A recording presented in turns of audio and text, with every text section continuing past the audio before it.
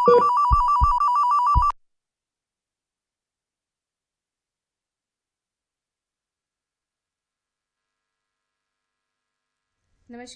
Doctor speak live phone in कार्यक्रम में देख रहे सभी दर्शकों का बहुत बहुत स्वागत है। दर्शकों, चाहे कोई भी बीमारी हो, हमें इसका सही समय पर और सही तरीके से इलाज करवाना चाहिए ताकि यह आगे चलकर एक चिंता का विषय ना बने, हमें किसी भी प्रकार का कोई भी नुकसान ना हो। लेकिन कुछ बीमारियां, कुछ रोग ऐसे भी होते हैं जिससे लोग जो है भेदभाव करते हैं। उन रोगियों के साथ लोग जो है एक अलग तरीके का व्यवहार किया जाता है और आगे चलकर वह रोगी जो है तनाव से ग्रसित हो जाता है, उनका जीवन कठिन हो जाता है। दर्शकों, मैं बात कर रही हूँ कुष्ठ रोग के बारे में। तो स्वास्थ्य विभाग की ओर से अभी हाल ही में राष्ट्रीय कुष्ठ उन्मूलन कार्यक्रम के तहत एक अभियान चलाया जा रहा है, स्पर्श कुष्ठ अवेयरनेस प्रोग्राम, जागरूकता कार्यक्रम। तो आज हम इसी विषय पर जानकारी देंगे। तो जानकारी देने के लिए, इस विषय पर बातचीत करने के लिए आज हमारे साथ स्टूडियो में उपस्थित हैं डॉक्टर बी अजित कुमार, जो कि लेप्रोसी के डिप्यूटी डायरेक्टर हैं और NLEP के संयुक्त सचिव भी। तो डॉक्टर अजित, आपका हमारे कार्यक्रम में बहुत बहुत स्वागत है। नमस्कार। तो दर्शकों, कार्यक्रम शुरू करने से पहले मैं आपको ये बता दूं कि डॉक्टर स्पीक हमारा एक लाइव फोन इन कार्यक्रम रहता है और आज हम बात करेंगे इस अभियान के तहत जो हमारा विषय है लेप्रोसी, जिसे हम आम भाषा में कुष्ठ रोग भी कहते हैं। तो इस विषय से संबंधित यदि कोई भी संदेह हो या किसी भी प्रकार का कोई सवाल हो तो आप हमें कॉल कर सकते हैं। अगले आधे घंटे के लिए हम आपके साथ लाइव जुड़े हुए हैं आपके सवालों के जवाब देने के लिए। डॉक्टर अजीत जो है हमारे साथ मौजूद हैं। तो चलिए कार्यक्रम शुरू करते हैं। तो डॉक्टर अजीत, सबसे पहले आप हमें ये बताइए कि ये जो लेप्रोसी है, कुष्ठ रोग, ये क्या है? कुष्ठ रोग जो है वो एक सामाजिक बीमारी है। ऐसा सामाजिक बीमारी का मतलब ये है कि ये कुष्ठ रोग जो है किसी को होने से कम्युनिटी में एक भ्रम पैदा हो जाता है, उसके बारे में मिसकंसेप्शन आ जाते हैं कि ऐसे लोगों से दूर रहो, उनके पास मत जाओ, उनको समाज से अलग रखो। तो ये इस तरह की धारणाएं आ जाती है। लेप्रोसी एक्चुअली में एक दूसरी बीमारियों की तरह ही एक बीमारी है और ये एक बैक्टीरिया से होता है। एक बैक्टीरिया जो है, इसका नाम है माइकोबैक्टीरियम लेप्राई। माइकोबैक्टीरियम लेप्राई है ये है इसका जो जीवाणु है जो लेप्रोसी करता है। इस बैक्टीरिया को जिस डॉक्टर ने खोज किया है उनका नाम है हैंसन। तो ये लेप्रोसी जो है हैंसन्स डिजीज के नाम से भी जाना जाता है। लेप्रोसी जो है माइकोबैक्टीरियम जो लेप्रा जो बैक्टीरिया है, ये जो है इसका कारण और ये कैसे फैलता है ये हम लोगों को जानना है। तो ये लेप्रोसी का जो ये बैक्टीरिया है, ये जो है 90% जो है वो आपके रेस्पिरेटरी सिस्टम या कि सांस के जो रास्ता है उसमें रहता है।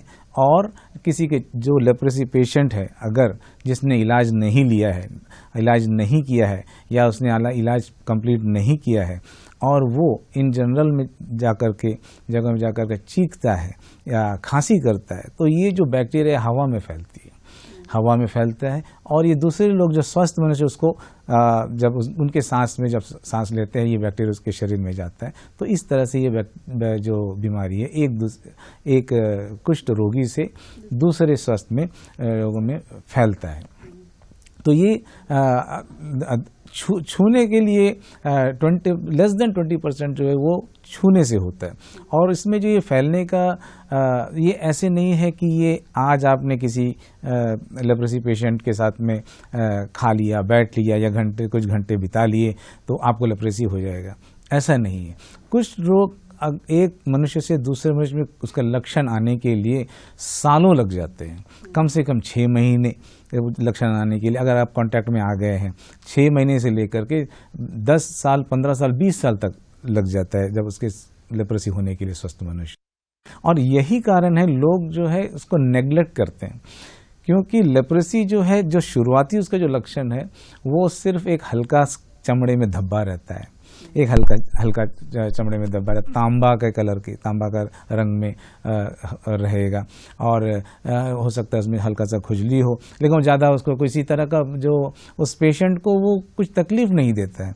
क्योंकि उसको उससे कुछ उसको ना दर्द होता है ना कुछ होता, तो उसको नेग्लेक्ट करता है वजह से। और ये बीमारी इस तरह से नेग्लेक्ट हो करके, क्योंकि हमको इसके बारे में जानकारी नहीं है तो ये जो धब्बा है 1 से 2, 2 से 3 बढ़ेगा और उसके बाद भी आपके नर्वस सिस्टम में भी इफेक्ट करेगा। और जब आप शुरुआती के दिनों में अगर उसका आप इलाज नहीं करते तो ये आपको लकवा भी मार सकता है, आपके हाथ अकड़ सकते हैं, डिसेबिलिटी हो जाएगा, लोग अपना जो दैनिक कार्य है वो नहीं कर सकेंगे, फुट ड्रॉप हो जाएगा, पाँव जो है वो लटकने लग जाएगा, वो चप्पल पहन करके चलने नहीं सकेगा, वो अपने पाँव को घसीटता हुआ जाएगा। तो ये लेटर स्टेज है, तो ये स्टेज तक हम लोगों को पहुंचने नहीं देना है। तो इसीलिए ये अवेयरनेस कैंपेन है, लेप्रेसी अवेयरनेस कैंपेन है, ये स्पर्श लेप्रेसी अवेयरनेस कैंपेन। ये जो है ये स्टार्ट होता है हर साल जनवरी 30 तारीख। आपको मालूम है कि जनवरी 30 तारीख जो है वो महात्मा गांधी जी का मार्टिरडम डे है।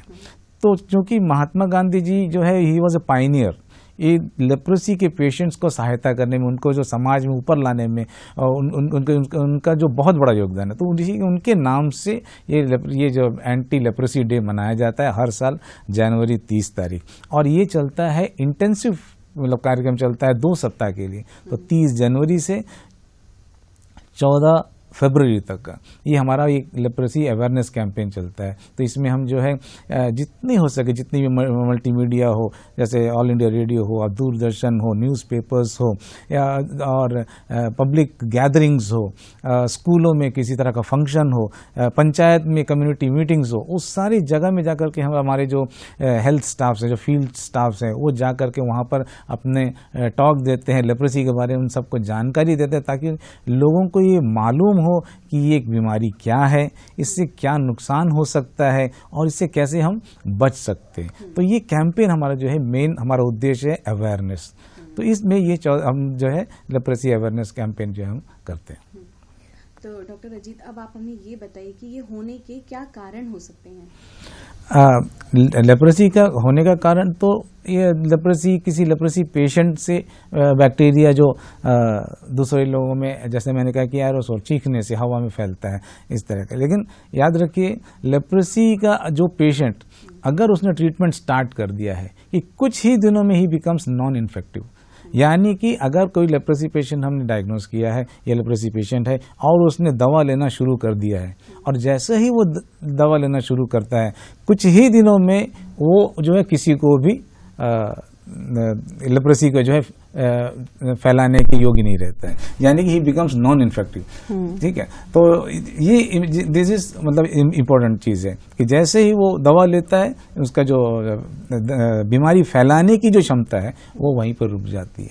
तो जब ये जानकारी अगर आपको मिल गया है तो लोग जो है घबराएंगे नहीं, कि वो उनके साथ में मिल के रहेंगे, उनको सहायता करेंगे। इन लोगों को जो है आगे बढ़ने के लिए, समाज में आगे बढ़ने के लिए लोग आगे आएंगे। अगर मिसकंसेप्शन अगर है कि उनके बारे में गलत धारणा है जो पुराने ज़माने में से चलती आ रही थी कि कुछ रोगी को अलग तरह उनके ऊपर ईश्वर का प्रकोप है, ऐसा एक धारणा रहती थी। लेकिन अब ये सब जब जानकारी हम लोगों को बहुत सारा चीज़ पता हो गया है और ये जानकारी लोगों में अगर आएंगे तो वो भी उनके साथ में उनको सहायता करेंगे और हम सब एक साथ मिलकर के समाज में जो है आगे बढ़ेंगे। तो ये अवेयरनेस कैंपेन का मेन मकसद यही है। स्पेशली हम जो है स्कूलों में स्कूलों में जो, क्योंकि बच्चे हमारे बहुत ही अच्छे जो क्या बोलते हैं जो एजुकेशन जो है फैलाने में सहायता करते हैं। जो बच्चे जो अपने घर में जाकर के उन्होंने क्या सुना इस रोग के बारे में घर में बताते हैं, अपने भाई बहनों को बताते हैं, अपने पड़ोस में फैलाते हैं। तो इस तरह जानकारी और ज़्यादा फैलता है। तो ये ड्यूरिंग दिस कैंपेन हम हर समाज के हर सेक्टर में जाकर के हर सेक्टर में ये लेप्रेसी के बारे में जानकारी फैलाते हैं। तो हमारा उद्देश्य यही है, इसमें मेन उद्देश्य ये है कि लेप्रेसी की वजह से, कुष्ठ रोग की वजह से कोई भी डिसेबिलिटी ना हो, अपंग ना हो, तो उसको जो अर्ली फेज है स्किन का जो धब्बा है उसको जल्दी पहचाने। और अगर आप किसी को भी आप देखते हैं, कहीं भी जाते हैं, आपके रिश्तेदार में या बाहर में, दोस्त में या कहीं पर भी, अगर आपको दिखता है कि हाँ किसी के चमड़े में धब्बा है तो लेप्रेसी हो सकता है। ये आपको लेप्रोसी होगा ऐसा नहीं है। लेकिन धब्बे क्योंकि बहुत सारी बीमारी और भी है आपके स्किन में, लेकिन वन ऑफ लेप्रोसी में भी एक चमड़े में धब्बा होता है। तो आप उसको रूल आउट करना है कि ये नहीं, ये लेप्रोसी नहीं है। तो अगर आपको इस तरह किसी को अगर चमड़े का धब्बा दिखता है, हाइपोपिगमेंटेड, याद रखिए जो धब्बा है याद रखिए वो हाइपोपिगमेंटेड। हाइपोपिगमेंट मतलब आपके जो स्किन का कलर है उससे वो जो धब्बा है वो हल्का है, हल्का रहेगा। और इस धब्बे के बारे में एक वेरी इंपॉर्टेंट चीज मैं आपको बता दूं, अगर वो सफेद है, धब्बा है और सफेद है, तो वो लेप्रोसी नहीं हो सकता, कुछ और हो सकता है। तो अगर वो तो हल्का कलर होगा, सफेद नहीं होगा लेप्रोसी का। कुछ लोग सफेद दाग को भी कुछ लोग समझ सकते हैं। हाँ, समझ। तो ये चीज 100% वो लगती है कि सफेद दाग कुष्ठ रोग नहीं है। हल्का है, रेडिश कलर हो सकता है, तांबा कलर हो सकता है, लेकिन सफेद नहीं हो सकता। तो अगर इस तरह के आते हो तो उनको बताइए कि ये शायद हो। आप जाके हॉस्पिटल में जाइए, कोई हेल्थ वर्कर को से मिलिए, वो वर्कर ही बता देगा, डिस्क्रिमिनेट बता देगा कि ये चमड़े को देख करके, उसे छू करके कि टेस्ट करके कि ये लेप्रोसी हो सकता है या नहीं। क्योंकि लेप्रोसी में जो है सेंसेशंस चला जाता है। आपका जो सेंसेशंस है, दर्द नहीं होगा। जब दर्द नहीं होगा तो पेशेंट इसीलिए उसके बारे में बहुत ही बेफिक्र रहता है। तो उसमें टेम्परेचर का सेंसेशन भी चला जाएगा और छूने का भी वो टेम्परेचर चला जाएगा, तो इतना सेंसेशन चला जाएगा। तो इन सारी सेंसेशंस जो है, तो अगर कोई धब्बा दिखता है और वो जहाँ पे सेंसेशंस नहीं है या कम हो गया है, तब वो लेप्रोसी होने का चांसेस ज्यादा है। तो ये जानकारी जो है लोगों में होना है। सिर्फ धब्बा होना नहीं कि धब्बे के साथ में उसमें ये सेंसेशंस का एब्सेंट होना कि उसको छूने से पता नहीं चल रहा है या दर्द नहीं हो रहा है। तो ऐसा है तो आप नज़दीकी स्वास्थ्य केंद्र में जा करके अपना चेकअप कराइए कि ये कहीं ये लेप्रोसी तो नहीं। डॉक्टर, अब आप हमें लक्षण के साथ साथ, जैसे कि आपने बहुत कुछ बताया, लक्षण के साथ साथ ये भी बताइए कि ये हमारे शरीर को किस तरह से प्रभावित करता है, क्या क्या होता है दाग धब्बों के अलावा? संवेदनशीलता खो देते हैं लोग, उसके अलावा जो लेप्रोसी में जो स्किन का जो धब्बा है, देखिए आपके अगर पीठ में है या पेट में है, वो ढका हुआ है, आपको उसमें दर्द नहीं होता है, कुछ है, तो आप कंसर्न क्यों रहेगा? आप उसके बारे में कुछ सोचेंगे नहीं। लेकिन अगर वो चेहरे पे आता है, तभी आप जाकर के अगर आप कंसर्न रहेंगे या फिर आप डॉक्टर के पास ही जाएंगे। तो आपको अगर चेहरे में है तो आप अपने आप जाएंगी, लेकिन शरीर के किसी भी भाग में हो, आपको बिल्कुल भी नेग्लिजेंस नहीं करना है, आपको नेग्लेक्ट नहीं करना है। आपको जाकर के स्वास्थ्य केंद्र में या आपके जो हेल्थ वर्कर है वहाँ पर, जो भी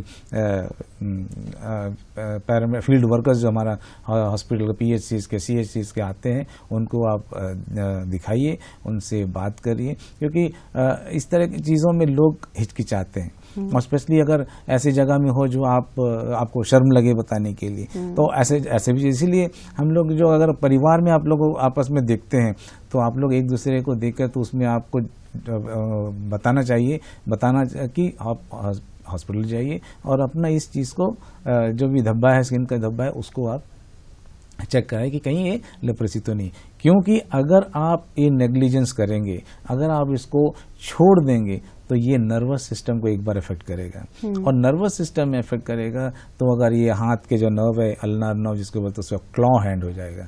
आप सोचिए कि अगर एक आदमी जिसका हाथ अगर डिसेबल्ड हो गया है और वो हाथ इस तरह के हाथ रखा है, और वो मजदूर है, डेली रेटेड आदमी, कैसे काम करेगा? वो कैसे काम करे? डेली जो कि वो जाता है, मजदूरी करता है और कमा करके लाता है, तो वो तो डिसेबल्ड हो जाएगा। तो वो अपना परिवार का कैसे ख्याल रखेगा, अपने बच्चों को कैसे आगे बढ़ाएगा, फिर फैमिली को तो वो पीछे चला जाएगा। सोशियो इकोनॉमिक उसका जो स्टेटस है, एकदम गरीबी में चला जाएगा, वो आगे नहीं आएगा, अपना काम नहीं कर सकेगा। उनको फिर उनको जो रिहेबिलिटेशन के लिए, फिजियोथेरेपी के लिए गवर्नमेंट को उसके ऊपर खर्चा करना पड़ेगा। तो वो बर्डन, जो डिजीज बर्डन जो है गवर्नमेंट ऑफ इंडिया के ऊपर बढ़ जाता है। तो अगर ये जानकारी होगा तो हम लोग कॉम्प्लिकेशंस में नहीं जाएंगे, और कॉम्प्लिकेशंस में नहीं जाएंगे तो वो जो डिजीज बर्डन जो है कम होगा, जल्दी उसका इलाज होगा और अच्छा होगा, और परमानेंट डिसेबिलिटी से हम लोग बच पाएंगे। और जो हमारे जो समाज है, हमारे देश है, उसका जो इकोनॉमी जो स्टेटस है वो रेज होगा। सर, यानी कि लेप्रोसी से जो है व्यक्ति विकलांग हो सकता है? बिल्कुल। तो विकलांग वो सिर्फ हाथ से ही नहीं, आपके पाँव में भी हो सकता है, जिसको आप फुट ड्रॉप कहते हैं।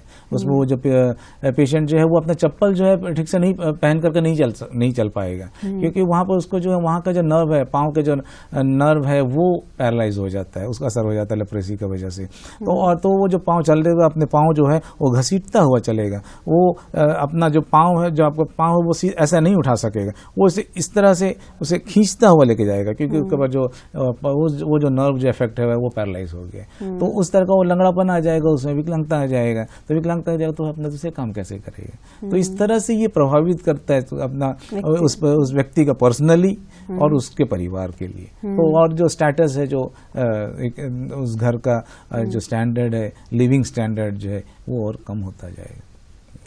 तो सर, ऐसी स्थिति में परिवार का साथ कितना जरूरी है? परिवार को अपनी क्या भूमिका निभानी चाहिए? जैसे मैंने कहा कि अगर इस तरह का आप लोगों को जो चमड़े का धब्बा दिखता है, क्योंकि ये अर्लीस्ट साइन है, लेप्रेसी का अर्लीस्ट साइन है, वो नहीं भी हो सकता, लेप्रेसी नहीं भी हो सकता है, वो फंगल इन्फेक्शन भी हो सकता है, कुछ और भी हो सकता है, कोई एलर्जिक चीज से भी हो सकता है। लेकिन चूंकि एक धब्बा है और वो हाइपोपिगमेंटेड है, यानी कि चमड़े की आपके धब्बे से चमड़े की कलर से हल्का रहता है उस धब्बा का जो कलर है, इसके साथ उसमें अगर सेंसेशन अगर नहीं है वो आप देख सकते हो, अगर उसमें दर्द नहीं है या गर्मी और ठंड का जो है उसको पता नहीं होता है, तो ऐसी स्थिति में उसको जल्दी से जल्दी परिवार के सदस्यों का जो जिम्मेदारी है कि उसको नज़दीकी जो स्वास्थ्य केंद्र पर जाएं और उनको इनका इलाज कराएं, उसका चेकअप कराएं। पहले तो डायग्नोज करें कि ताकि वो जो है डिसेबिलिटी में ना जाए। ये अवेयरनेस अगर होगा तभी तो हम एक दूसरे को देख सकेंगे, चेक कर सकेंगे। तो इस तरह से ये अवेयरनेस परिवार का ये है कि ग्रेड 2 डिसेबिलिटी पे ना जाए पेशेंट। अस्पताल में लेप्रेसी रोग का इलाज किस तरीके से किया जाता है? लेप्रेसी के लिए हम लोगों को किसी को एडमिट करने की जरूरत नहीं। पहली बात मैं आपको ये बता दूं, लेप्रेसी के लिए हमारे पास तो लेप्रेसी ट्रीटमेंट पॉइंट में 2 तरह के लेप्रेसी हम के टाइप्स होते हैं, जिसका ट्रीटमेंट पॉइंट ऑफ व्यू से एक जो है वो जो है 6 महीने के लिए होता है और एक जो है 1 साल के लिए होता है। दोनों में समान मेडिसिन, वही सेम मेडिसिन रहते हैं। मल्टी ड्रग थेरापी बोलते हैं। इसमें 3 तरह के मेडिसिन होते हैं, डैप्सोन होता है, क्लोफाजामिन होता है और रिफैम्पिसिन। ये 3 मेडिसिन होते हैं। ब्लिस्टर पैक में मिलता है ये 1 दिन का डोज, तीनों टैबलेट एक ब्लिस्टर पैक में रहेगा।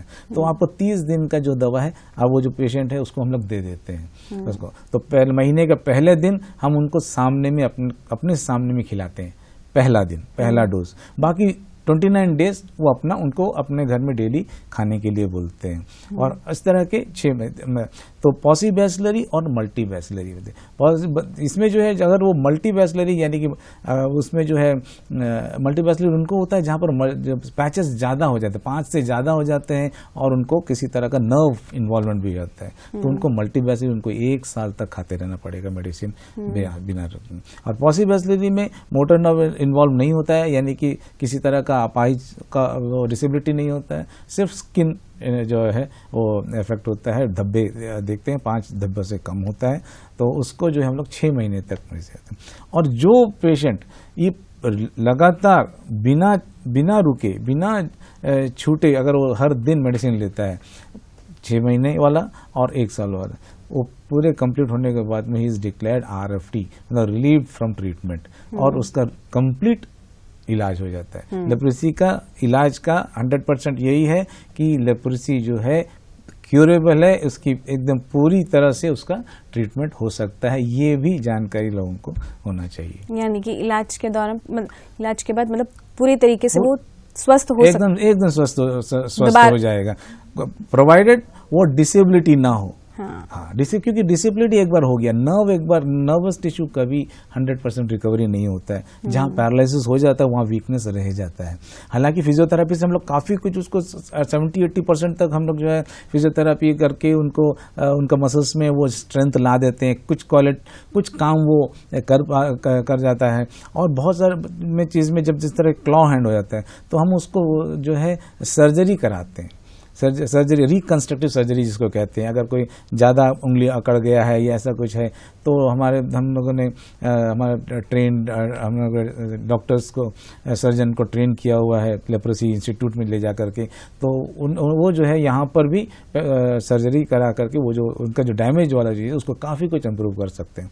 पहले लोगों को पहले जो डिसेबल्ड जो पेशेंट्स होते थे उनको मेनलैंड जाना पड़ता था, उनको मेनलैंड जा करके वहाँ पर उनको सर्जरी करवाना पड़ता था, और बहुत लोग नहीं करते थे क्योंकि एक तो मॉनिटरी उनका जो पैसे का प्रॉब्लम रहता था ज़्यादा तरीकों में, तो वो जाना नहीं चाहते थे। लेकिन अब हम लोगों ने एक डॉक्टर को, सर क्षमा कीजिए मैं रोक रही हूँ, एक कॉलर जुड़ चुके हैं। हेलो हेलो हेलो हेलो जी, आपका नाम? हेलो हेलो आपका नाम? हेलो जी जी बोलिए, हम सुन रहे हैं। आपका नाम? जी, मेरा नाम श्रीदास है, मैं शादीपुर से बोल रहा हूँ। जी आप? श्रीदास हूँ, शादीपुर से बोल रहा हूँ। जी जी, आपका सवाल? मेरा नाम श्रीदास है, मैं मछली शादीपुर से बोल रहा जी जी, आप सवाल पूछिए। हूँ। सवाल है डॉक्टर साहब, जो भी मैं पूछना चाहता हूँ कि लेप्रोसी, हाँ लेप्रोसी जो है ना, ये यहाँ पे अंडमान में क्या है और ये कैसे फैलता है? ये मतलब क्या स्पर्श से फैल सकता है या किसी छुरी से फैलता है, ये कैसे फैलता है वो मैं। जी जी, थैंक यू। लेप्रोसी का जैसा आपने पूछा कि यहाँ पर है कि नहीं, लेप्रोसी के जो रोगी हैं, पेशेंट्स है, सारे देश में हैं, पूरे देश में है, और उनकी लेकिन संख्या जो है वो अभी कम हो रहा है हमारे हेल्थ एजुकेशन की वजह से, हेल्थ केयर की वजह से। हमारे यहाँ पर भी है लेकिन बहुत ही कम पेशेंट्स हैं। और आपने पूछा था कि कैसे फैलते हैं, मैंने पहले भी बताया कि कैसे स्पर्श, उसमें उनको छूने से इतनी जल्दी नहीं फैलता है। आपको महीनों सालों आप एक पेशेंट के, लेप्रोसी पेशेंट के साथ में रहेंगे तभी जाकर के आप उस बीमारी को अपने ऊपर आपको हो सकता है। क्योंकि लेप्रोसी होने के लिए भी और भी बहुत सारा फैक्टर्स है, सिर्फ एक लेप्रोसी पेशेंट होने से नहीं होगा। लेप्रोसी पेशेंट वैसा लेप्रोसी पेशेंट जो मेडिसिन नहीं ले रहा है, जिसने मेडिसिन लिया नहीं है या फिर उसने आधे लेकर के छोड़ दिया है, तो ऐसे पेशेंट से ही आप जो है वो बैक्टीरिया जो दोबारा से पनप करके जो है उसके बॉडी से सांस के रास्ते से, अधिकतर वो सांस के रास्ते, चीखने से, खांसी करने से जो हवा में फैलती है, और उसी चीज़ को आप अपने सांस में लेने से आपको लेप्रोसी हो सकता है, होगा नहीं, हो सकता है। उसका कारण ये है क्योंकि अब हम लोगों ने अपनी ज़िंदगी में ऑलमोस्ट हर इंसान जो है उसके शरीर में जो है बहुत सारी बैक्टीरिया एंट्री किए होंगे, क्योंकि हवा से फैलने वाले बैक्टीरियाज, वायरसेस कितने सारे होते हैं, लेकिन आपको होता नहीं है। क्यों? रीज़न इज कि आपके शरीर में रोग प्रतिरोधक क्षमता बोलकर के एक चीज़ होती है जिसको हम लोग इम्यूनिटी कहते हैं। तो आपका इम्यून लेवल, अगर आप इम्यूनिटी अच्छा है, आप स्वस्थ हैं, तो आपके शरीर में आने के बावजूद भी वो पनपेगा नहीं, क्योंकि आपका जो रोग प्रतिरोधक क्षमता है आपका शरीर का, वो बैक्टीरिया आपके शरीर में एंटर करेगा, लेकिन उसी वक्त आपका जो इम्यून सिस्टम एक्टिव हो जाएगा, और ये इम्यून सिस्टम के जो जितने भी सेल्स हैं वो जो इस बैक्टीरिया के ऊपर अटैक करेगा और उसको खत्म कर देगा। तो ये बीमारी होने के लिए भी आपका इम्यूनिटी लेवल भी नीचे होना है, और इम्यूनिटी लेवल कम होता है जब आप किसी और सीरियस बीमारी से आप ग्रस्त हो, आप एड्स जैसे बीमारी से ग्रस्त हो, डायबिटीज़ हो, डायबिटीज़ जो अगर आपने कंट्रोल नहीं किया है, शुगर लेवल अगर आपका अनकंट्रोल्ड है, पुअरली कंट्रोल्ड है, तो वो सिर्फ लेप्रोसी नहीं, बहुत सारी बीमारियों को इन्विटेशन देगा। तो आपका इम्यूनिटी लेवल भी बॉडी का कम होगा, तो वो एनवायरनमेंट चाहिए उसको, बैक्टीरिया को, माइक्रोबैक्टीरियम लेप्रोसी के बैक्टीरिया को वो एनवायरनमेंट चाहिए, वो क्लाइमेट चाहिए, वो प्रॉपर टेम्परेचर चाहिए, वो ह्यूमिडिटी चाहिए, तभी वो मल्टीप्लाई होगा। और इसके लिए आपके शरीर में होने का, अगर वो पनपता भी है तो ये लंबा टाइम लेगा, क्योंकि एक बैक्टीरिया से, लेप्रोसी का एक बैक्टीरिया से मल्टीप्लाई होकर 2 बैक्टीरिया होने के लिए उसको 2 सप्ताह का टाइम लगता है। जबकि आपका जो ये मामूली जो सर्दी खांसी है, जो वायरल फीवर है, आज आपको अगर वायरल फीवर है, आप चीख रहे, खांस रहे, मैं आपके साथ में 5 मिनट भी बैठा, आप सवेरे बैठा और शाम को आपको हो जाएगा। रीजन इज वायरल जो है, वायरसेस जो है वो मिनटों में, लाखों में मल्टीप्लाई हो जाते हैं, लेकिन माइक्रोबैक्टीरियम लेप्रोसी जो है, जो लेप्रोसी फैलाने वाला जो बैक्टीरिया है वो 1 से 2 होने के लिए 2 सप्ताह लगता है। यही कारण है कि उसका आप आज अगर उसके कांटेक्ट में आए भी हो तो आपको लक्षण तो वह हो सकता है 6 महीने बाद एटलीस्ट, या फिर 5 साल, 10 साल और इवन 20 साल तक का टाइम भी ले लेता है। तो ये सारे जो कंडीशंस वो फुलफिल होना तभी आपको लेप्रेसी होगा, अदरवाइज आपको लेप्रेसी ऐसे नहीं होगा। तो ये सारी कंडीशंस, आपको न्यूट्रिशन लेवल कैसा है, आप अच्छी तरह से बैलेंस डाइट आप खा रहे हैं नहीं खा रहे हैं, आप अपने बाकी सारी सावधानियां आप रख रहे हैं, शुगर लेवल, बाकी सारी चीज, और कोई बीमारी तो नहीं है आपको। तो इन सारी फैक्टर्स को मिलाने के बाद अगर डाउन है वही उसी मौके में आकर के ये जो है आपका जो बैक्टीरिया जो है लेप्रेसी का वो पनपेगा। और लेप्रेसी का जो बैक्टीरिया है वो आपके सांस के इसमें रास्ते में, नाक के अंदर, वहाँ पर वो डिपॉजिट रहता है सबसे ज़्यादा, और वहीं पर वो मल्टीप्लाई होता है, क्योंकि बैक्टीरिया को वहाँ पर मल्टीप्लाई होने के लिए उसको नमी चाहिए, हवा चाहिए, ठंडक चाहिए। तो ये तीनों चीज़ आपके नाक के अंदर में है। तो इसीलिए लेप्रेसी का जो बैक्टीरिया है वहाँ पर सबसे ज़्यादा डिपॉजिट होता है, और जैसे ही पेशेंट छींकता है या खांसता है ये हवा में डिस्पर्स होता है, फैलता है और दूसरे लोगों में फैलता है। सर, दवाओं के अलावा क्या कोई टीका उपलब्ध है? वैक्सीनेशन एज सच जो है लेप्रेसी में वैक्सीन ऐसा नहीं है, लेकिन टीबी का जो वैक्सीन है बीसीजी जो वैक्सीन है वो लेप्रेसी को भी 50% से ज़्यादा उसको असर करता है, क्योंकि माइकोबैक्टीरियम ट्यूबरक्लोसिस और लेप्रेसी दोनों ऑलमोस्ट एक ही ग्रुप से आते हैं, दोनों ही माइकोबैक्टीरियम है।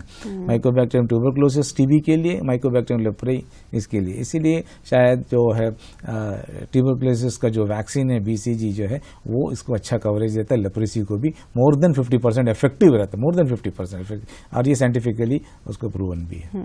सर, लेप्रेसी से जो ग्रसित रोगी है उसका जीवन शैली और या फिर खान पान कैसा होना चाहिए?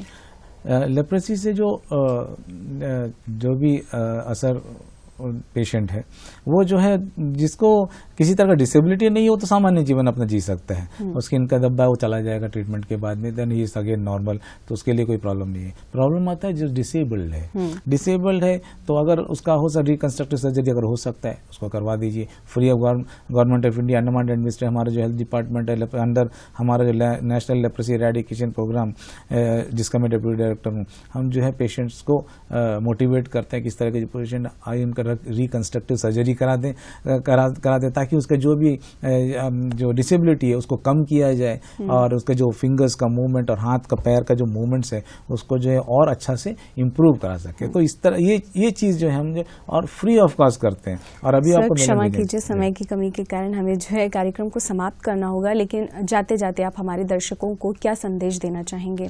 क्योंकि ये नेशनल ये लेप्रेसी इरेडिकेशन प्रोग्राम के अंतर्गत स्पर्श लेप्रेसी अवेयरनेस कैंपेन है चल रहा है 30 तारीख से 14 तारीख तक। मेरा लोगों से ये अपील है कि आज आपने जो चीज़ें भी सुनी इसके बारे में, जो भी जानकारी आपने ग्रहण की हो आपके नॉलेज में, उसको आप जितने से ज़्यादा लोगों तक फैलाएं ताकि ये लोग में जानकारी पहुँचे और इस रोग से इनका रोकथाम कर सकें, और हमारे देश में, हमारे गाँव, हमारे प्रदेश में, हमारे देश में जो है हम लोग एक साथ सारे लेप्रेसी के जो भी अफेक्टेड पीपल उनको भी साथ लेकर एक समाज एक साथ लेकर के हम डेवलपमेंट की ओर चले। स्पर्श कुष्ठ जागरूकता प्रोग्राम के तहत आपने हमें अवगत कराया इस विषय से, इसके लिए आपका बहुत बहुत धन्यवाद। हम उम्मीद करते हैं कि आपसे हम फिर मिलेंगे। तो दर्शकों, डॉक्टर स्पीक के अगले अंक में एक और महत्वपूर्ण विषय के साथ हम हाजिर होंगे। दीजिए मुझे इजाजत। नमस्कार।